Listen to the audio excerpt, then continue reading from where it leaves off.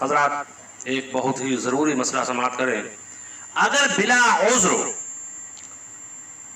کوئی یہ نمازیں بیٹھ کر ادا کرے گا تو نہ ہوں گی. کھڑے ہونے سے محض کچھ تکلیف ہونا عذر نہیں، بلکہ قیام اس وقت ساقط ہوگا کہ کھڑا نہ ہو سکے یا سجدہ نہ کر سکے. کھڑے ہونے یا سجدہ کرنے میں زخم بہتا ہے، یوں ہی کھڑا ہو سکتا ہے مگر اس سے مرد میں زیادتی ہوتی ہے، یا دیر میں اچھا ہوگا یا قابل برداشت تکلیف ہوگی تو بیٹھ کر پڑھے.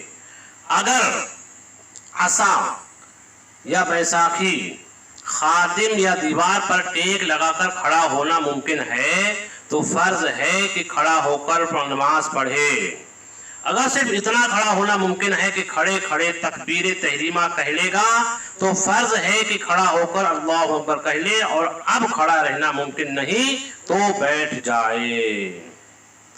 خبردار بعض لوگ معمولی سی تکلیف یا زخم کی وجہ سے فرض نمازیں بیٹھ کر پڑھتے ہیں.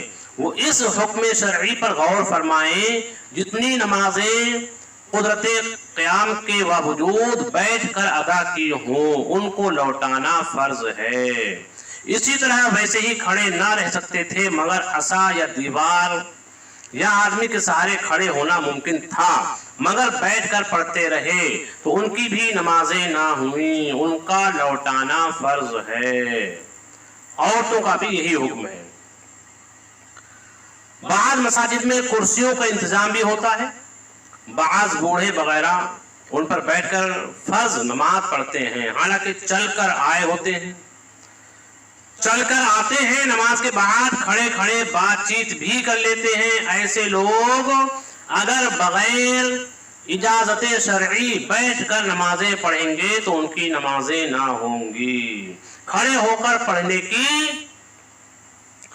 قدرت ہو جب بھی بیٹھ کر نفل پڑھ سکتے ہیں مگر کھڑے ہو کر پڑھنا افضل ہے.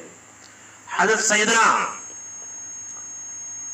عبداللہ بن عمر رضی اللہ عنہ سے مروی ہے کہ اللہ کے پیارے حبیب سرکار دو عالم صلی اللہ تعالی علیہ وسلم نے ارشاد فرمایا، بیٹھ کر نفل نماز پڑھنے والے کی نماز کھڑے ہو کر پڑھنے والے کی نصف یعنی آدھا ثواب ہے. صحیح مسلم شریف. البتہ عذر کی وجہ سے بیٹھ کر پڑھیں تو ثواب میں کمی نہ ہوگی. اگر کوئی عذر ہے، کچھ تکلیف ہے تو نفل نماز آپ بیٹھ کر پڑھ سکتے ہو. یہ جو آج کل عام رواج پڑ گیا ہے کہ نفل بیٹھ کر پڑھا کرتے ہیں، بظاہر یہ معلوم ہوتا ہے کہ شاید بیٹھ کر پڑھنے کو افضل سمجھتے ہیں. ایسا ہے تو ان کا خیال غلط ہے. وتر کے بعد جو 2 رکعت نماز نفل پڑھتے ہیں ان کا بھی یہی حکم ہے کہ کھڑے ہو کر پڑھنا افضل ہے.